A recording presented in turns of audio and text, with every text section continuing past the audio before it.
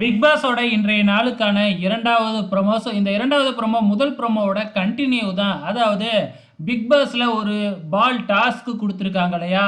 இந்த டாஸ்க்க அடிச்சுக்கிறதுக்காகவே குடுத்த மாதிரி தான் டாஸ்க்கையே குடுத்துருக்காங்க. சாதாரண நல்ல கேம குடுத்தாவே அடிச்சுக்குவாங்க. அடிச்சுக்கிற மாதிரி ஒரு கேம குடுத்தா அவங்க எப்படி விளையாடுவாங்க?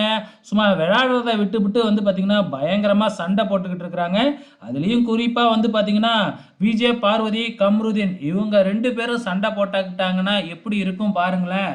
2 பேருமே ஆக்ரோஷமா பேசக்கூடியவங்க.